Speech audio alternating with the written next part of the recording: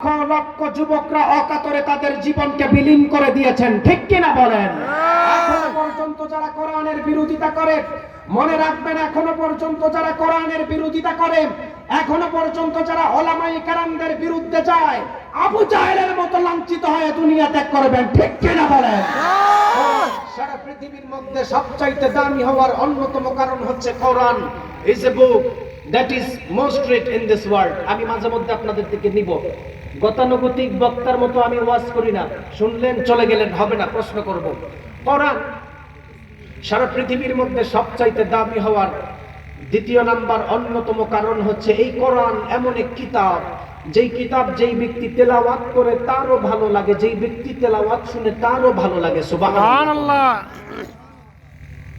কোরআন যখন মদিনা শরীফে ইমাম সাহেব নামাজে দাঁড়ায়, এখানে হজ করছেন কে? হাজী সাহেব আছেন? আচ্ছা, সভাপতি সাহেব, হাজী সাহেব, এখানে অনেক হাজী সাহেব আছেন, ওনাদেরকে জিজ্ঞেস করেন, মক্কা মদিনায় যখন ইমাম সাহেব সূরা ফাতিহা তেলাওয়াত করে মানুষ হু হু করে কান্না শুরু করে। আল্লাহু আকবার।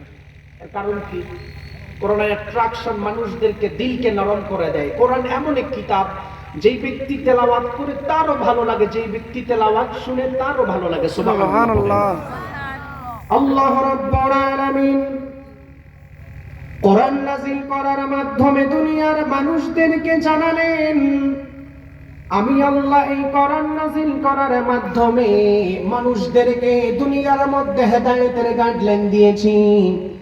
আমি আল্লাহ এই কোরআন নাযিল করার মাধ্যমে দুনিয়ার মানুষদেরকে সঠিক রাস্তা দেখিয়েছি। যেই মানুষগুলি দুনিয়ার মধ্যে চলাফেরা করা অবস্থায় কোরআনকে মানবে, কোরআনকে জানবে, কোরআন অবস্থায় জীবনকে চালিত করবে, আল্লাহ তাআলা তাদেরকে জান্নাতে ঢুকায়া দিবেন। আর যেই মানুষগুলি দুনিয়ার মধ্যে চলাফেরা করার সময় কোরআনকে মানে নাই, যেই মানুষগুলি দুনিয়ার মধ্যে কোরআন পাওয়ার পরে কোরআনকে জানে নাই, কোরআন শিক্ষা করে নাই, নবী রাসূলকে সম্মান করে নাই, ওই মানুষদের ব্যাপারে রব্বুল আলামিন জাহান্নামের ফয়সালা মানুষদেরকে করে দিয়েছেন। এই কোরআন সারা পৃথিবীর মধ্যে দামি হওয়ার অন্যতম কারণ হলো এই কোরআন এমন একটি কিতাব, যেই কিতাব যেই ব্যক্তি তেলাওয়াত করে তারও ভালো লাগে, যেই ব্যক্তি তেলাওয়াত শুনে তারও ভালো লাগে।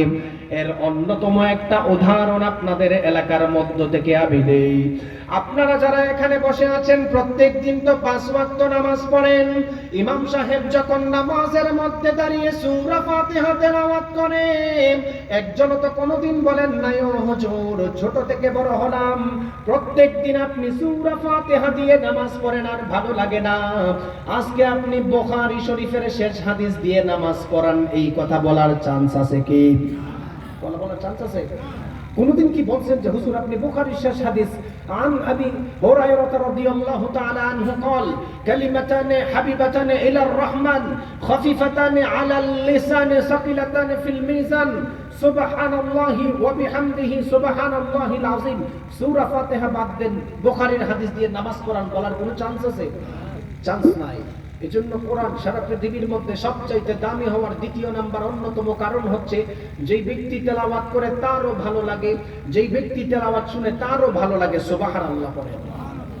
আল্লাহ রাব্বুল আলামিন কোরআন নাযিল করার মাধ্যমে দুনিয়ার মানুষদেরকে জানালেন, আমি আল্লাহ এই কোরআন নাযিল করার মাধ্যমে মানুষদেরকে দুনিয়ার মধ্যে সমস্ত কিছুর সমাধান দিয়েছি।